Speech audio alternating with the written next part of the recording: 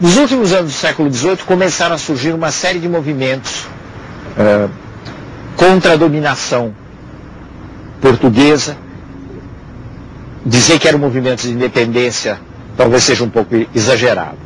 Desses movimentos, apesar de haver outros muito mais populares do que a Inconfidência Mineira, a Inconfidência foi a mais importante, foi a que teve a maior repercussão. Basta ver a atitude que a coroa teve. A coroa montou um grande processo, condenou várias pessoas à morte e, no fim, acabou fazendo uma encenação espetacular com o enforcamento de Tiradentes.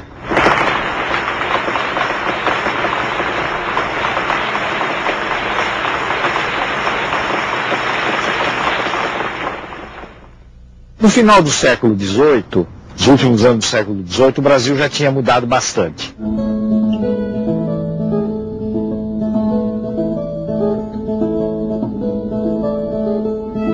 A gente já pode dizer que os portugueses não se arrastavam pela costa como caranguejo. Já tinham avançado para colonizar o país. Não era ainda o Brasil de hoje, mas era alguma coisa que, na sua fisionomia de território, se aproximava do Brasil de hoje.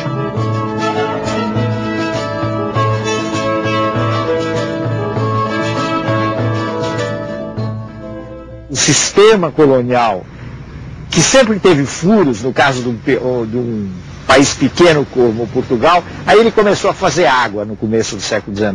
Né? Ele começou realmente a afundar. Esse sistema começou a ser quebrado na medida em que a Inglaterra foi cada vez mais se tornando uma potência dominante no mundo.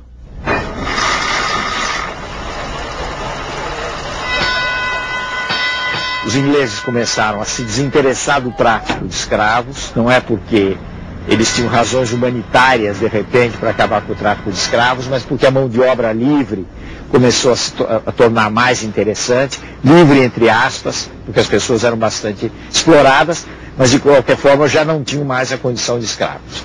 Então, nesse sentido, o sistema colonial que trazia embutido com ele o controle, o monopólio de um comércio de escravos, também começou a fazer água, começou a quebrar.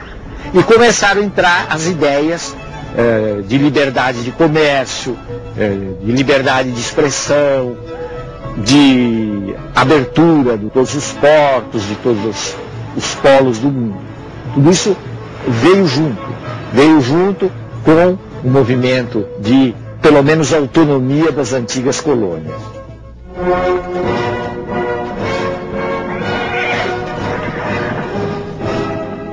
Portugal estava acossado pelos franceses, por Napoleão, sob a ameaça de invasão do território. Então, Dom João vem para o Brasil com a corte portuguesa no começo do século XIX. Essa vinda da família real mudou muito o quadro do Brasil. Há quem diga de uma forma muito sucinta, muito resumida, eu acho que uma frase muito feliz, que a metrópole virou colônia e a colônia virou metrópole.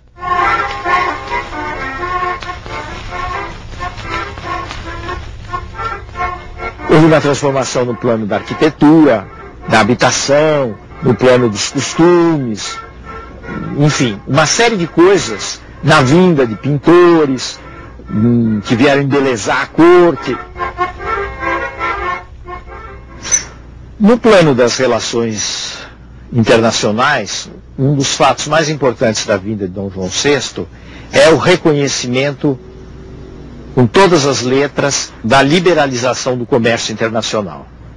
Quer dizer, o Brasil tinha os seus portos abertos às nações amigas, e a gente deve pôr isso entre aspas, porque as nações amigas, nesse caso, era uma expressão que significava basicamente a Inglaterra.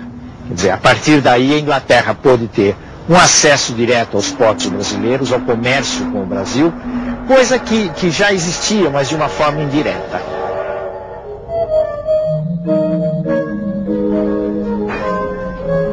Dom João VI foi uma figura muito ridicularizada na história brasileira, até recentemente em novelas, etc. Como um rei que comia não sei quantos frangos, que era meio tonto, etc. Ele tinha essas características, mas ele não era nem tão tonto assim, nem tão bobo assim, porque realmente ele conseguiu realizar essa passagem de Portugal para o Brasil e ter uma presença efetiva aqui no país, no que viria a ser um país independente. Inclusive ele resistiu muito a voltar para Portugal, acabou voltando em determinadas circunstâncias e deixando como regente o seu filho, como todo mundo sabe, que foi o nosso Dom Pedro I, Dom Pedro IV lá em Portugal.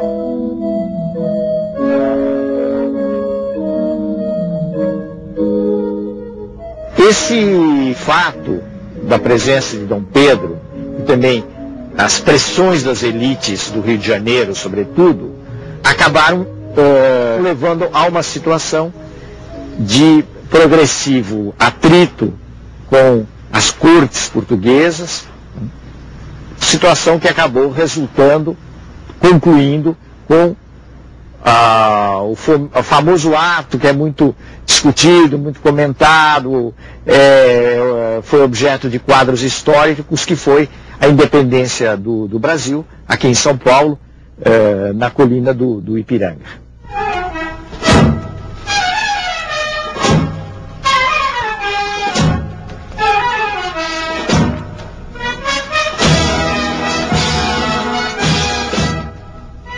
No processo da independência brasileira, que afinal de contas acabou se realizando em 1822, existem duas linhas. Uma linha mais revolucionária, mais de transformação. Existe uma outra linha, que é a linha bastante conservadora, que é a linha daqueles que querem fazer uma transição transada, quer dizer, uma transição sem muitos abalos. Essa linha é a linha das elites fluminenses. A transição foi feita por esses grupos e foi marcadamente uma transição conservadora, inclusive na forma de governo. Nós temos que lembrar que o Brasil se constituiu numa monarquia entre repúblicas. Todos os outros países da América Latina se tornaram repúblicas, mas no Brasil houve uma continuidade monárquica.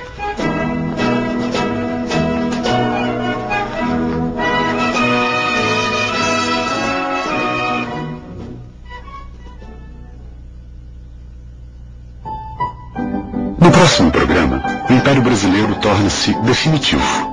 O longo reinado de Dom Pedro II, o sucesso do café, o começo da indústria e, ainda assim, a demora em pôr fim à escravidão.